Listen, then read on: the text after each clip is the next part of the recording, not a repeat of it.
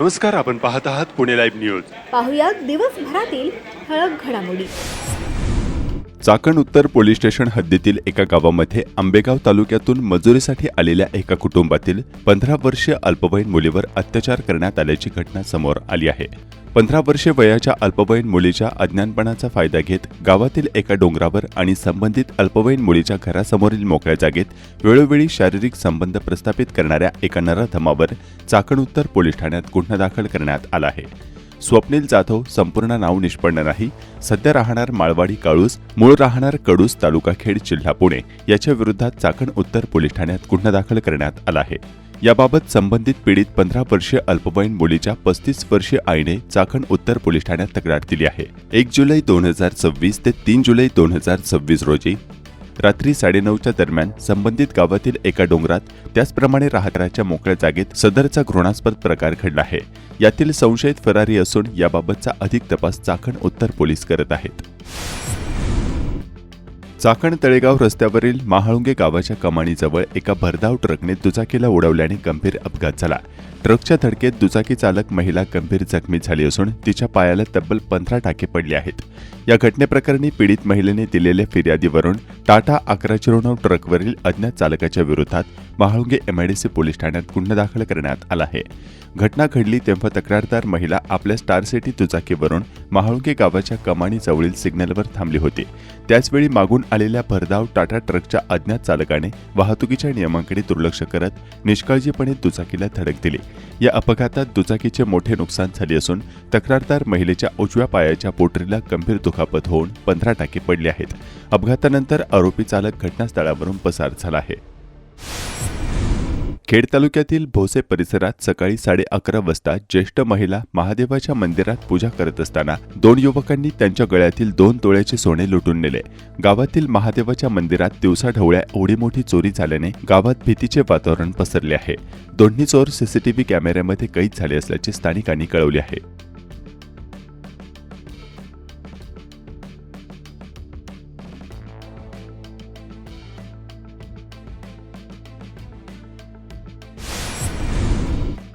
रस्त्यावरील हातगाड्यांवर, गॅस शेगडीवर विविध खाद्यपदार्थ बनवताना ज्वालाग्रही पदार्थांमुळे संभाव्य धोक्यापासून सुरक्षिततेची खबरदारी न घेणाऱ्या अनेक हातगाडी विक्रेत्यांवर चाकण उत्तर पोलिसात गुन्हे दाखल करण्याची कारवाई करण्यात येत आहे. त्याचप्रमाणे सार्वजनिक ठिकाणी मद्यपान करणाऱ्या तळीराम मंडळीवर देखील चाकण उत्तर पोलीस ठाण्यात मागील 24 तासात 3 वेगवेगळे गुन्हे दाखल करण्यात आले आहेत. चाकणमधील अरुंद रस्ते आणि वाढत्या वाहतूक कोंडीच्या पार्श्वभूमीवर प्रशासनाने अखेर मोठे पाऊल उचलले असून चाकण परिसरात जिल्हा आणि राष्ट्रीय महामार्गाच्या रस्त्याच्या दुतर्फा असलेली सर्व अतिक्रमणे काढली जाणार आहेत. यासाठी अनेकांना नोटिसा देखील बजावण्यात आल्या आहेत. तळेगाव चाकण शिक्रापूर रस्त्यालगत अतिक्रमणे काढण्याबाबत सार्वजनिक बांधकाम प्रकल्प उपविभाग क्रमांक 1 यांच्या कार्यालयाने नोटिसा देण्यास सुरुवात केली आहे. सदर रस्त्याच्या राईट ऑफ वे मधील अतिक्रमण तातडीने काढून घ्यावे. 7 दिवसात अतिक्रमण काढून न घेतल्यास कायदेशीर कारवाई करण्यात येईल असे देखील अतिक्रमणधारक यांना सूचित करण्यात आले आहे. तसेच प्रमुख जिल्हा मार्गावरील रस्त्याच्या मध्यापासून दोन्ही बाजूला 12.5 मीटर पर्यंतच्या हद्दीतील सर्व प्रकारची अतिक्रमणे, पक्की बांधकामे, RCC बांधकामे, पत्रा शेड, संरक्षक भिंती काढण्यात येणार असल्याचे प्रशासनाकडून स्पष्ट करण्यात आले आहे. प्रशासनाकडून सदरची कारवाई तळेगाव चाकण ते शिक्रापूर मार्गावर आणि प्रमुख जिल्हा मार्ग असलेल्या भांबोली, आंबेठाण, चाकण रस्त्यावर, त्याचप्रमाणे तळेगाव, नवलाख उंबरे ते करंजविहिरे रस्त्यावर, तसेच वांद्रे, गडद, शिवे, करंजविहिरे, खालुंबरे, निघोचे आणि मोई या रस्त्यावर देखील कारवाई केली जाणार आहे. प्रमुख जिल्हा मार्गावर रस्त्याच्या मध्यापासून दोन्ही बाजूला 12.5 मीटर पर्यंतच्या रस्त्याच्या हद्दीतील सर्व अतिक्रमणे काढण्यात येणार आहेत. राष्ट्रीय महामार्गावर यापेक्षा मोठी कारवाई केली जाणार आहे. या कारवाईमुळे तळेगाव, चाकण ते शिक्रापूर मार्गावर अनेक भागात, तसेच चाकण, आंबेठाण, तसेच खालुंबरे, निघोचे, मोई या रस्त्यावर खूप मोठ्या प्रमाणावर बांधकामांची पाडापाड केली जाणार असल्याचे स्पष्ट झाले आहे. प्रशासनाकडून नोटिसा देण्यात आल्या असून 7 दिवसांत संबंधितांनी स्वखर्चाने सदरची अतिक्रमणे काढावीत अशा स्पष्ट सूचना प्रशासनाने दिल्या आहेत. चाकण तळेगाव ते शिक्रापूर महामार्ग आणि पुणे नाशिक महामार्गावर गुरुवारी 27 ऑगस्ट 2026 रोजी पुन्हा एकदा प्रचंड वाहतूक कोंडीचा प्रत्यय प्रवासी आणि नागरिकांनी घेतला. चाकण शहर आणि औद्योगिक भागातील सर्व चौक आणि रस्ते ठिकठिकाणी अक्षरशः असे ओव्हरफ्लो झाले होते. चाकण MIDC ते चाकण तळेगाव चौक आणि आंबेठाण चौक ते मोशी पर्यंत अनेक भागात अशी कोंडी झाली होती. चाकणमधील प्रवासी नोकरदार यांना सकाळी कार्यालयात पोहोचताना आणि सायंकाळी या महामार्गाने प्रवास करताना प्रचंड वाहतूक कोंडीचा सामना करावा लागत आहे. वाहतूक कोंडीत वरचेवर अडकून पडल्याने वाढलेला प्रवासाचा वेळ, नुकसान आणि त्यामुळे होणारा शारीरिक मानसिक त्रास यामुळे पुणे नाशिक महामार्गावरील प्रवासी वाहन चालक अक्षरशः घाईकुतीला आले आहेत. महामार्गावरील वर्दळीच्या भागात वाहनधारकांच्या रांगा प्रचंड लांबपर्यंत पोहोचत असल्यामुळे 2-2 तास वाहतुकीची कोंडी सुटत असल्याची स्थिती निर्माण होत आहे. एवढी प्रचंड वाहतूक कोंडी का होते हे पोलिसांसह प्रशासनालाच कळेना अशी अवस्था निर्माण झाली आहे. पुणे नाशिक राष्ट्रीय महामार्गाचे आणि तळेगाव चाकण ते शिक्रापूर महामार्गाचे काम तातडीने सुरू होईल असे सांगण्यात येत असले तरी मागील अनेक वर्षात हे काम सुरू होऊ शकलेले नाही. पुणे नाशिक महामार्गावरील नाशिक फाटा ते चांडोली अशा 29 किलोमीटर 6 पदरीकरणाच्या कामाला आणि मान्यता मिळाली आहे. त्यासाठी भूसंपादन प्रक्रिया आणि मार्किंग करण्यास सुरुवात केल्याचे सांगण्यात येत आहे. याशिवाय औद्योगिक पट्ट्यातून जाणाऱ्या तळेगाव चाकण शिक्रापूर महामार्गावरील वाहतूक कोंडी सोडवण्यासाठी महाराष्ट्र राज्य पायाभूत सुविधा विकास महामंडळामार्फत MSIDC 4 पदरी उन्नत मार्ग बांधण्यात येणार आहे. गेल्या अनेक वर्षांपासून प्रलंबित असलेल्या 54 किलोमीटरच्या तळेगाव चाकण शिक्रापूर मार्गाचे काम लवकरच सुरू होणार असल्याचे अधिकारी सांगत आहेत. बांधा, वापरा आणि हस्तांतरित करा BOT तत्वावर होणाऱ्या या प्रकल्पासाठी मोंटे कार्लो लिमिटेड कंपनीची निवड करण्यात आली आहे. 4,207 कोटी रुपयांच्या या प्रकल्पामुळे चाकण परिसरातील वाहतूक कोंडी सुटण्यास मदत होणार असल्याचे प्रशासनाकडून सांगण्यात येत आहे. मात्र प्रत्यक्ष कामाला सुरुवात कधी होणार असा प्रश्न नागरिक विचारत आहेत. कारण मागील 25 वर्ष या भागातील महामार्गांची कामे घोषणांच्या पुढे सरकलेली नसल्याचा नागरिकांचा अनुभव आहे. त्यातच दररोज अशा कोंडीत नागरिकांना अडकून पडावे लागत असल्याचे मंत्री आणि प्रशासनाच्या आश्वासनांचे काय झाले असा प्रश्न नागरिक विचारत आहेत. तातडीने रस्त्यांची कामे सुरू करण्यापेक्षा डागडुजी आणि मलमपट्टी एवढ्यावर हे सगळे मर्यादित राहिले असल्याचे नागरिक बोलू लागले आहेत. पिंपरी चिंचवड पोलीस आयुक्तालयाचे कोम्बिंग ऑपरेशन, गुन्हेगारांचे धाबे दणाणले. पिंपरी चिंचवड पोलीस आयुक्तालय क्षेत्रात कायदा व सुव्यवस्था अबाधित राखण्यासाठी पोलिसांनी रात्रीच्या वेळी विशेष तपासणी मोहीम राबवून अवैध धंदे, दरोडेखोर व शस्त्र बाळगणाऱ्यांवर कडक कारवाईचा बडगा उगारलाय. या कारवाईबाबत पिंपरी चिंचवड पोलीस आयुक्तालयाच्या वरिष्ठ अधिकाऱ्यांच्या मार्गदर्शनाखाली विविध पोलीस ठाण्यांच्या पथकाने आपल्या हद्दीत गस्त वाढवून संशयित आरोपी, तडीपार गुन्हेगार आणि बेकायदेशीर शस्त्रे बाळगणाऱ्यांवर कारवाई केली आहे. देहू रोड, म्हाळुंगे, रावेत, तळेगाव, काळेवाडी आणि पिंपरी परिसरामध्ये पोलिसांनी रात्रीच्या वेळी नाकाबंदी व कोम्बिंग ऑपरेशन राबवले. या दरम्यान अंमली पदार्थ तस्करी, वाहन चोरी, अवैध शस्त्रे बाळगणे आणि वाहतूक नियमांचे उल्लंघन करणाऱ्यांवर गुन्हे दाखल करून अनेकांना अटक करण्यात आली आहे. पोलिसांच्या या धडक कारवाईमुळे शहरातील गुन्हेगारांचे धाबे दणाणले आहेत.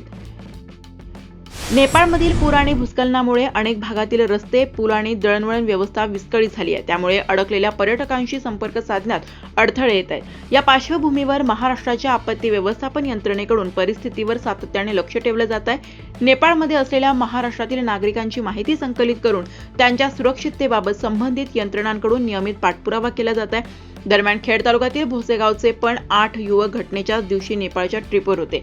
सुरुवातीला त्यांच्याशी संपर्क केला असता होऊ शकला नाही. मात्र ते सर्व 8 पर्यटक सुखरूप असून भारतात परतीच्या वाटेवर असल्याचे भोसे ग्रामस्थांनी कळवले. दरम्यान नेपाळमध्ये निर्माण झालेल्या पूर आणि भूस्खलनाच्या गंभीर परिस्थितीमुळे महाराष्ट्रातील 7 पर्यटक अडकले आहेत. त्यापैकी मुंबई आणि पुण्यातील प्रत्येकी 2 अशा 4 पर्यटकांशी संपर्क साधण्यात राज्य सरकारला यश आले असून हे 4ही पर्यटक सुरक्षित असल्याची माहिती मिळाली आहे. उर्वरित 3 पर्यटकांशी संपर्क साधण्यासाठी प्रशासनाकडून प्रयत्न सुरू आहेत. नेपाळमध्ये अडकलेल्या महाराष्ट्रातील नागरिक आणि पर्यटकांसाठी राज्य सरकारने टोल फ्री हेल्पलाईन क्रमांक 1070 आणि राज्य नियंत्रण कक्षाचा 022 69 10 76 00 हा क्रमांक उपलब्ध करून दिलाय. खेड तालुक्यात डोंगर पोखरणाऱ्या उंदराचे उद्योग सुरूच आहेत. खेड तालुक्यात शेतजमीन सपाट करण्याच्या परवानगीच्या नावाखाली नैसर्गिक डोंगर सपाट करण्याचा धडाका काही उंदरांनी सुरू असल्याचं चित्र पाहावयास मिळत आहे. औद्योगिक परिसराच्या लगतच्या भागात टेकड्या फोडण्याचे प्रकार राजरोज सुरू असून याकडे महसूल विभागाचे दुर्लक्ष होत आहे. डझनभर पोकलेन यंत्रे खोदकाम करत आहेत. गोरगरीब शेतकऱ्यांना कायद्याचा धाक, बडा उद्योगपतींना सर्व कायदे पायदळी तोडून पळवाटा शोधून अर्थपूर्ण वेगळा न्याय का असा सवाल या निमित्ताने उपस्थित होत आहे. खासगी मालकीचे डोंगर सपाट करायला परवानगी कशाला अशा आविर्भावात हे सगळे प्रकार सर्रास सुरू आहेत. खेड तालुक्यातील वांद्रे पधरवाडी येथे पाझर तलावाच्या सांडव्याचा उपयोग करून तयार केलेल्या पर्यटन स्थळाचा आनंद पर्यटक घेत आहेत.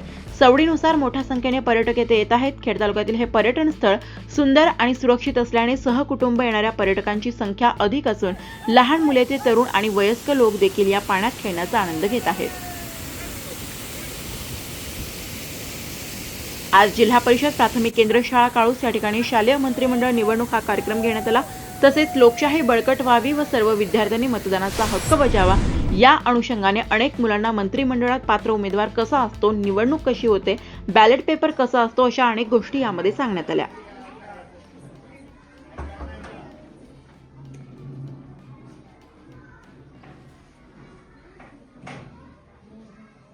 नमस्कार, माझे नाव स्वरूप बाबाजी खैरे आहे.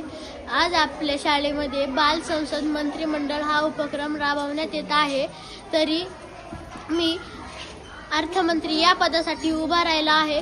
तरी तुम्ही सर्व विद्यार्थ्यांनी मला बहुमताने विजयी करा. मी अर्थमंत्री झालो तर शाळेत विविध उपक्रम राबवीन आणि शाळेचा विकास. नमस्कार, माझे नाव स्वरांजली गणेश पवळे आहे. मी इयत्ता 7वी मध्ये शिकते. माझ्या शाळेचे नाव जिल्हा परिषद प्राथमिक शाळा काळूस आहे. आज आम्ही शाळेमध्ये बाल संसद वार्षिक निवडणूक आमच्या शाळेमध्ये बाल संसद वार्षिक निवडणूक चालू आहे. चाकण परिसरातील प्रश्न सोडवण्यासाठी राज्य सरकारने आता पावले उचलण्यास सुरुवात केली आहे. या परिसरात अतिक्रमणांचा प्रश्न मोठ्या प्रमाणात निर्माण झाला आहे. ही अतिक्रमणे काढताना अनेक वेळा विरोध केला जातो अथवा दबाव आणला जातो. याच पार्श्वभूमीवर उपमुख्यमंत्री सुनेत्रा पवार यांनी अतिक्रमण काढताना कोणाशीही गय करू नये आणि शासकीय यंत्रणांनी अतिक्रमणांवर कठोर कारवाई करावी असे निर्देश दिले आहेत. दरम्यान जिल्हाधिकारी जितेंद्र डोडी यांनी चाकणसाठी ऍक्शन प्लॅन तयार केला असून त्याचे सादरीकरण हे उपमुख्यमंत्र्यांसमोर करण्यात आले आहे. चाकणच्या प्रश्नांवर महाराष्ट्र औद्योगिक विकास महामंडळ, पुणे महानगर प्रदेश विकास प्राधिकरण आणि इतर यंत्रणांनी आपापल्या कार्यक्षेत्रात वेगाने काम सुरू केले आहे. विविध बैठकांमध्ये समोर आलेल्या प्रश्नांनुसार प्राधान्यक्रम निश्चित करून कार्यवाही केली जात आहे. रस्ते, वाहतूक, कचरा व्यवस्थापन, वाहनतळ, सुरक्षा व्यवस्था, अतिक्रमण, गृहनिर्माण संस्था तसेच शाळांशी संबंधित प्रश्नांबाबत प्रशासनाकडून कार्यवाही करण्यात येईल. राज्य शासनाच्या अखत्यारीतील प्रश्न मार्गी लावण्यासाठी आवश्यक ती पावले उचलण्यात येतील. चाकण तसेच संपूर्ण औद्योगिक परिसरातील नागरिक आणि उद्योजकांना आवश्यक त्या सुविधा उपलब्ध करून देण्यासाठी शासन स्तरावर सातत्याने पाठपुरावा केला जाईल असे उपमुख्यमंत्र्यांनी स्पष्ट केले आहे. जिल्हाधिकारी जितेंद्र डोडी यांनी चाकणच्या विकासासाठी नेमलेल्या समितीच्या माध्यमातून सुरू असलेल्या कामकाजाबाबत माहिती दिली. पुणे चाकण औद्योगिक पट्ट्यातील वाहतूक कोंडी दूर करण्यासाठी जिल्हाधिकाऱ्यांनी विविध विभागांच्या समन्वयातून तातडीच्या व दीर्घकालीन उपाययोजनांचा ऍक्शन प्लॅन निश्चित केल्याचे सांगितले.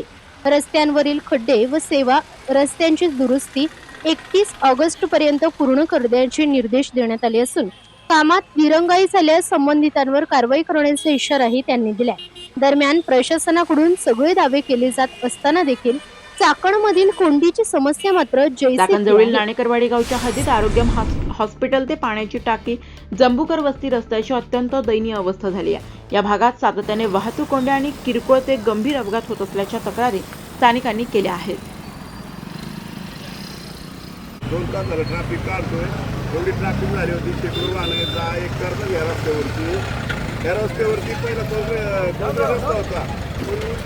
एवढं पाणी होतं. त्या पाण्यामध्ये ग्रामपंचायतनी आजूबाजूचा कचरा, माती म्हणून काही पण टाकले आणि पूर्ण गाड्या या इथं फसतात आणि गाड्यांचं पण नुकसान होते, ट्रॅफिक पण होते, माणसं पडतात, 2 व्हीलरवाले स्लिप होतं. ते पायी चालणाऱ्यांना पण व्यवस्थित रस्ता नाही. आणि एवढी मोठी जर चाकण पंचपूर घेतली, नाणेकरवाडी ही मोठी ग्रामपंचायत आहे, एवढं महसूल आहे. तर ग्रामपंचायतला प्रशासन झालं, प्रशासक असो किंवा ग्रामसेवक असो, त्यांना काय अधिकार नाही म्हणतात. ते काय मानलं गेलो ग्रामपंचायतमध्ये की आमच्याकडे काय अधिकार नाही. तुम्हाला लोकांची सुविधा करण्यासाठी अधिकार नाही, मग तुम्ही ग्रामपंचायत बसता का? त्याला ग्रामपंचायत आले लावा ना. म्हणजे काय लोकांची जर असुविधा करीत असेल तर तुमचा फायदा काय आम्हाला ग्रामस्थांना? हे जर 2 दिवसात जर हा काळ टिकतं जर काढून हे जर व्यवस्थित रस्ता केला नाही तर आम्ही 2 दिवसापर्यंत उपोषण आणि रस्ता रोको करणार आहे. सर्व ग्रामस्थ आणि 1 नंबरवासी आमचे सगळे लोक सर्व 4-5 लोक आम्ही रस्ता रोको करणार. त्याला चाकण शहरातील आंबेठाण रोड परिसरात आज विविध विकास कामांचे भूमिपूजन तसेच शिवसेनेच्या विविध शाखांचे उद्घाटन संपन्न झाले. या कार्यक्रमामुळे परिसरातील विकास कामांना गती मिळणार असून नागरिकांना आवश्यक पायाभूत सुविधा उपलब्ध होण्यास मोठी मदत मिळणार आहे. या कार्यक्रमात जुन्नरचे शिवसेनेचे आमदार तथा शिरूर लोकसभेचे शिवसेना संपर्क प्रमुख शरद सोनवणे तसेच शिवसेना उपनेते इरफान सय्यद, शिवसेना जिल्हा प्रमुख भगवान पोखरकर यांची प्रमुख उपस्थिती होती. यावेळी महाराष्ट्र प्रदूषण नियंत्रण मंडळाचे सदस्य तथा चाकण नगर परिषदेचे शिवसेना गटनेते नितीन गोरे, चाकण नगर परिषदेच्या नगराध्यक्षा मनीषा गोरे यांसह अनेक मान्यवर उपस्थित होते.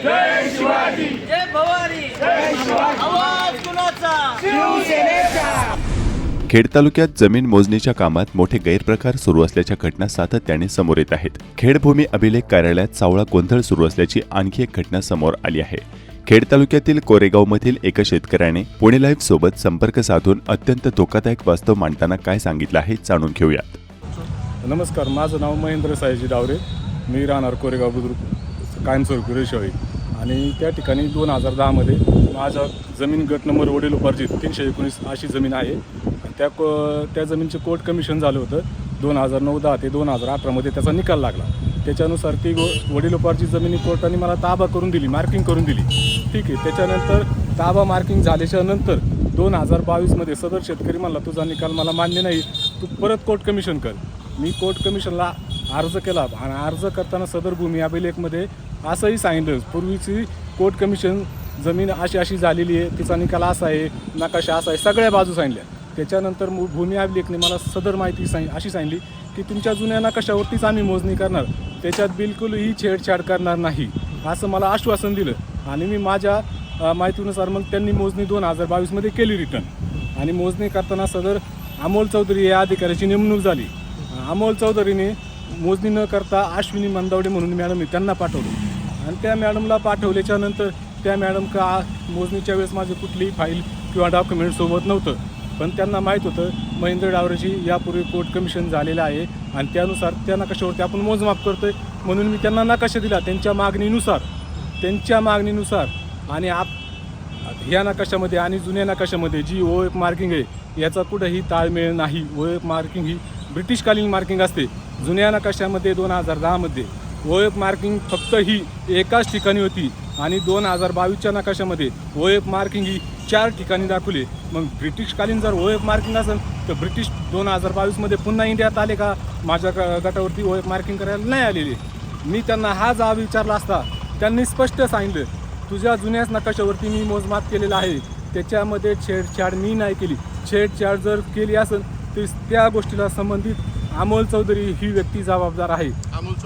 अमोल चौधरी भूमी अभिलेखचे सर्व्हर आहेत, सिनियर सर्व्हर आहेत. मग मी त्यांना असंही मागणी केली की ठीक आहे तुम्ही मला त्या डेटचा मोबाईल तुम्ही जी मार्किंग केली त्याचा ॲटो कार्ड फाईल असते सर्व्हरची, ती ॲटो कार्ड फाईल मला द्या, मी ती कोर्टात सादर करतो म्हणजे खरं काय आणि खोटं काय हे सिद्ध होईल. पण त्यांनी त्या गोष्टीला मला स्पष्ट नकार दिला. आणि त्याच्यानंतर मी सूर्यवंशी साहेबांना भेटलो, ही परिस्थिती सांगितली. सूर्यवंशी साहेब म्हणले तुझ्या पेपर पाहिल्यानंतर नकाशामध्ये दुरुस्ती करतो, तू सदर दुरुस्ती अर्ज कर. आम्हाला दुरुस्ती अर्ज केल्याच्यानंतर म्हणले डावरे अपील अर्ज करा. अपील अर्ज केल्याच्यानंतर साहेब त्यांनी मला 2 ते 2.5 महिन्याची तारीख दिली. 2 ते 2.5 महिन्याच्या तारखेनंतर ते म्हणले तुझा अर्जच नाही आमच्याकडे, तुला आम्ही नोटीसच नाही दिलं आजच्या तारखेचं. हेही मी सबळ पुरावे त्यांना दाखवले आणि ते सगळे दाखवल्याच्या नंतर ते बोलले डावरे ठीक आहे पण तुझी केस कोर्टात चालू आहे तर आम्ही त्याच्यात दुरुस्ती करू शकत नाही. मग माझी केस कोर्टात चालू होती, मग नकाशामध्ये तुम्ही दुरुस्ती करू शकत नाही, मग माझ्या नकाशामध्ये छेडछाड का केली तुम्ही? कोर्टात केस असताना सुद्धा त्यांनी नकाशात छेडछाड केली. हा, कोर्टामध्ये केस असताना सुद्धा आणि तीच छेडछाड परत दुरुस्त करा म्हणतात तर ते सांगतात आता कोर्टात केस आहे. असंच आहे. हो असंच. तर माझं एवढंच म्हणणं आहे तुम्हाला दुरुस्त करायचा राईट नव्हता, मग छेडछाड करायचा राईट कुणी दिला? तुम्हाला माझी जमीन ट्रान्सफर करायचा राईट कुणी दिला? बरं, ज्याच्या विरोधात केस आहे त्याचं क्षेत्र मोजणीमध्ये आज रोजी बसतंय आणि त्याचा जबाब आहे मला हद्द कायम करू नको, ही बाब तुमच्या लक्षात आलेली आहे साहेब. तरी पण तुम्ही मला ना करताय का? याचा सरळ अर्थ असा होतो की तुम्ही समोरच्या पार्टीला मॅनेज आहात. माझी एवढीच अपेक्षा आहे आणि मला सरकारी डॉक्युमेंट कागदपत्रानुसार मला न्याय द्यावा एवढीच अपेक्षा आहे. का बरं सर त्या माणसाला मॅनेज येत नाही तो काय राजकीय काय त्याचं हा जुन्या काळामध्ये तो म्हणजे राजकारणी माणूस होता आणि त्याच्यानुसार सगळ्या गोष्टी चालल्यात आता. पण जे हे मोजणी अधिकारी आहेत सगळे यांची पूर्ण साखळी आहे. तर माझं असं म्हणणं होतं की कोर्टाचा निकाल पाहून कोर्टाची शहानिशा करून तुम्ही मला जुन्या पेपरनुसारच ताबा द्यायला पाहिजे होता. कोर्टाच्या जुन्या नकाशामध्ये निकालामध्ये न्यायनिर्णयामध्ये असा उल्लेख केला आहे. म्हणजे महसूलच्या अधिकाऱ्यांनी हे समोरच्यांकडून पैसे खाऊन हे सगळं प्रकरण असं केलं असं तुमचा आरोप आहे, बरोबर आहे? त्यांचे अमोल चौधरी मला डायरेक्ट म्हणतात, डावरे तुम्ही मॅनेज करा, मी तुम्हाला कॉम्प्रोमाइज करून देतो. आणि ह्या सगळ्याचं टेन्शन घेताना माझे वडील एक्सपायर झालेत आणि कॉम्प्रोमाइज करून देतो म्हणजे काय पैसे देतो का असं म्हणणं आहे हा त्यांचं? त्यांचा म्हणण्याचा उद्देश तोच आहे, तुम्ही कॉम्प्रोमाइज करा, कशाला भांडणं करताय, समोरची पार्टी लॉडे तुम्हाला नाही ऐकणार. ओके. नमस्कार, आपण पाहत आहात पुणे लाईव्ह न्यूज.